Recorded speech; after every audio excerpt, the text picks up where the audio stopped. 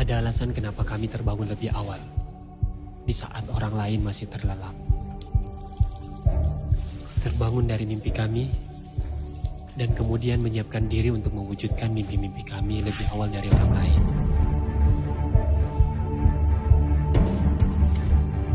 Bekerja dengan sepenuh hati dan sekuat tenaga. Berlatih dengan penuh semangat. Menaklukkan rasa sakit. Walaupun terkadang rasa lelah melanda.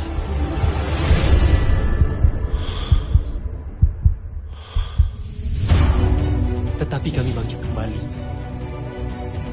Bekerja dan berlatih lebih keras lagi demi menjadi yang terbaik untuk Indonesia. CV Rahmat.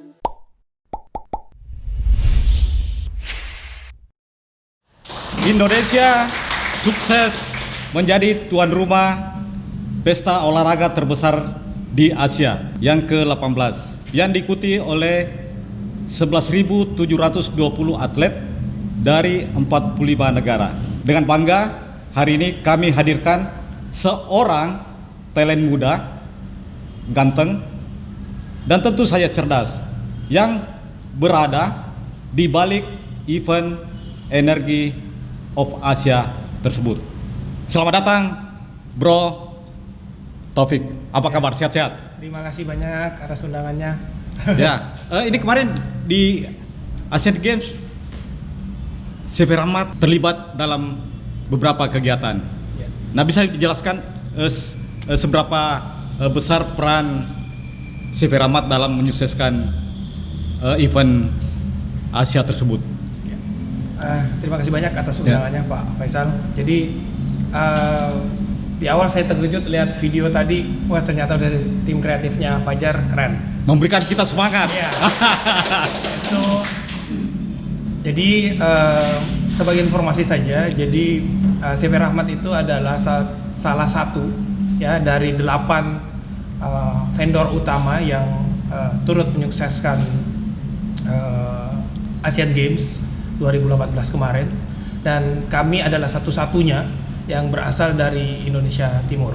Itu karena CV Rahmat punya tenda yang terbesar di Indonesia Timur. Malah saya bilang ikut berbangga bahwa CV Rahmat adalah salah satu dari 3 pemain besar di Indonesia, dan kita memang mengkhususkan diri untuk berada di Indonesia Timur karena kita pengen bahwa Indonesia Timur juga turut berkembang, karena rata-rata keduanya itu berada di Indonesia bagian barat, dan tengah dan timur ini belum ada yang mewakili, makanya kami masuk ke sana, dan kami memang rootnya memang dari Indonesia Timur juga, jadi kami turut berbangga jadi orang Indonesia Timur ya. Ya, jadi Bro Taufik ini seperti kita ketahui adalah Direktur Sales and Marketing R8 Group yang membawai salah satu anak usaha adalah CV Rahmat.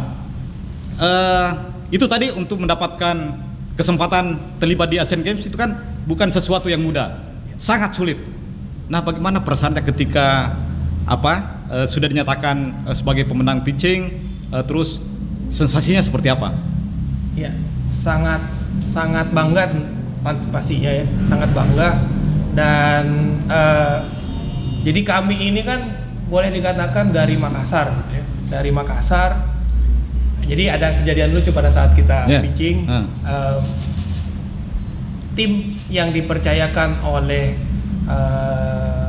Indonesia pada saat itu adalah tim yang berkolaborasi dengan tim yang berasal dari luar, karena yang punya pengalaman sekelas Asian Games itu adalah pesta olahraga terbesar kedua setelah Olimpiade, ya itu patut digarisbawahi. Dan rata-rata ada beberapa, jadi dengan timnya Inaskok pada saat itu adalah perwakilan dari Indonesia berkolaborasi dengan tim luar untuk mempersiapkan Asian Games secara lebih baik.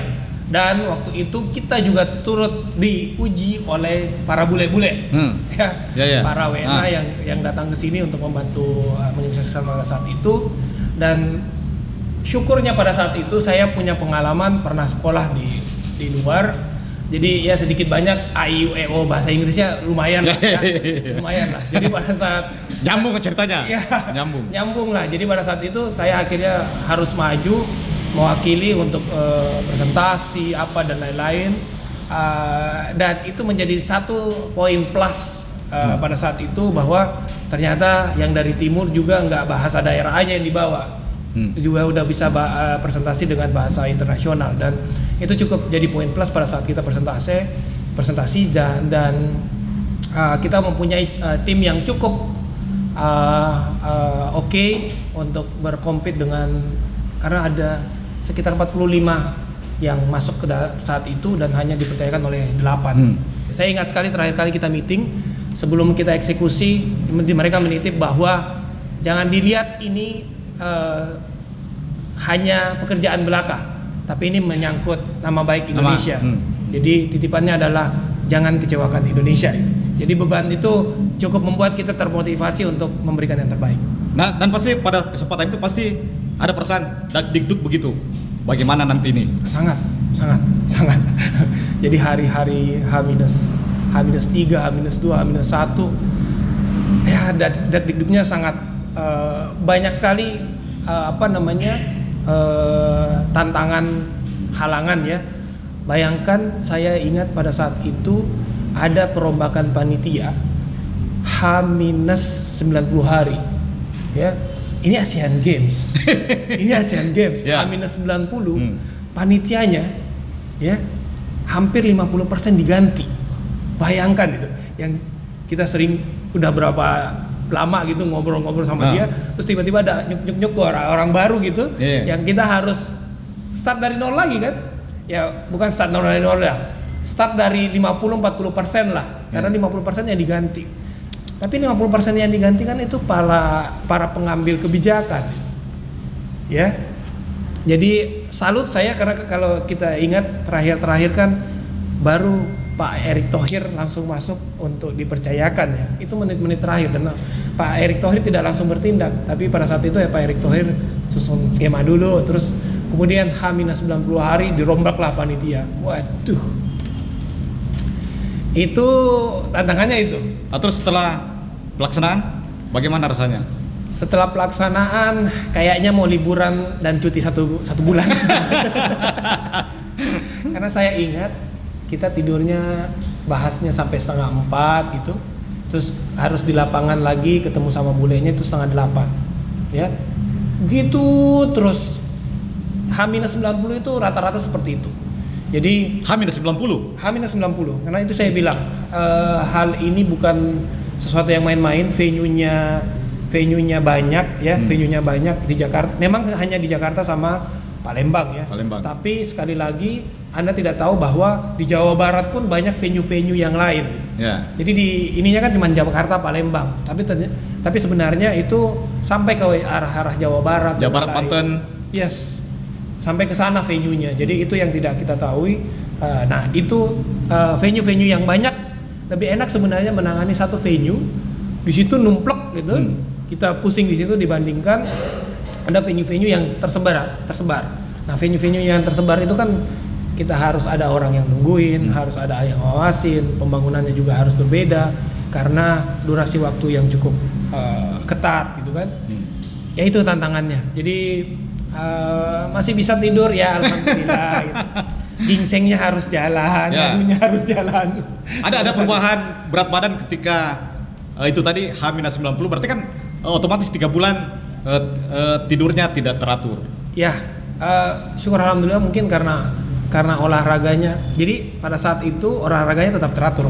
Jadi saya suka sekali karena kita event utamanya itu di GBK, dan di GBK pada saat itu vendor-vendor itu orang lain belum bisa lari di dalam putaran GBK, di tempat running track-nya kami udah bisa lari. Ya, jadi pakai kartu aja, pakai bawa ininya masuk, kita lari gitu kan.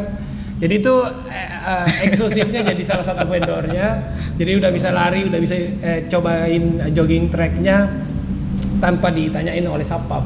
Jadi ada kesempatan dalam kesempitan. Iya, betul. Menjalankan hobi.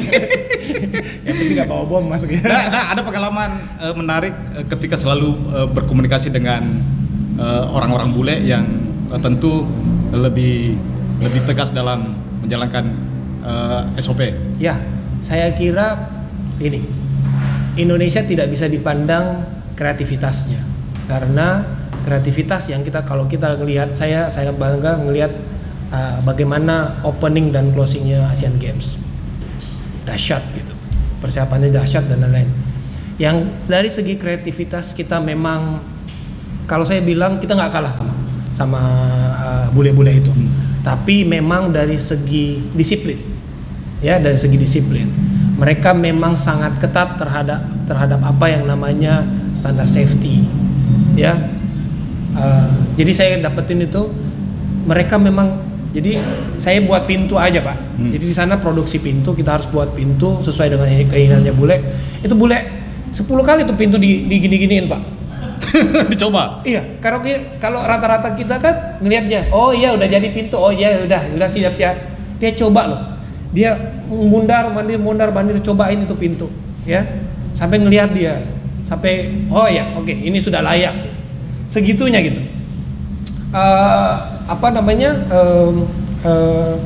Fire ada untuk pemadam kebakaran itu. Pemadam kebakaran itu kita kan sediain di sana. Setiap tenda harus ada, setiap venue harus ada. Kita sediain itu nggak hanya dikocok loh. Salah satunya secara random diambil, dicoba sama mereka. Gitu. Berapa sumber daya yang CV Rahmat kerahkan untuk terlibat di Asian Games? Terlibat kalau nggak salah waktu itu sampai 20, ya sekitar 20 sampai 25 orang. Itu pun kita kolaborasi dengan talent lokal karena nggak mungkin kita bawa semuanya dari sini. Maksudnya talent lokal Jakarta? Talent lokal Jakarta. Talent lokal dari Jakarta yang lokal? Ya, lokalnya Jakarta. Jakarta. Ya, kita pakai dari sana. Dan bagus juga. Nah, itu yang saya bilang kemarin, kita bawa tuh talent Makassar ke sana, belajar sama talent lokal Jakarta. Itu banyak sekali manfaatnya. Banyak sekali manfaatnya Pak. Contohnya aja cara pasang sesuatu gitu, mereka bisa pasangnya dengan 15 menit. Ternyata kita coba di talent di sini bertahun-tahun nih, ternyata kita pasangnya 2 jam. Mereka pasangnya cuma 15 menit. Semisal nih, mau masang karpet, mereka pasangnya cuma 15 menit sudah ratusan meter gitu. Kita 2 jam, 3 jam pasangnya, aduh. Itu yang kami belajar banyak, dan kami akhirnya dengan pengalaman itu kita bawa ke sini. Setelah bawa ke sini ternyata tetangga-tetangga juga ngelihat nyantek juga gitu. Tapi bagus. Kami senang bahwa kita bawa pengetahuan baru itu ke Makassar, dan Makassar pun cukup banyak yang ngelihat itu sebagai sesuatu, oh bagus ya. Ya, event terbesar di Asia, Pesta Olahraga Asian Games, memberikan banyak pelajaran bagaimana perusahaan untuk tampil kreatif dan bagaimana mengatasi pandemi setelah Asian Games. Bagaimana Bro Taufik yang dikenal sebagai marketer milenial bisa survive di tengah pandemi. Sejenak kita tahan, kita kembali ke studio setelah pesan-pesan berikut.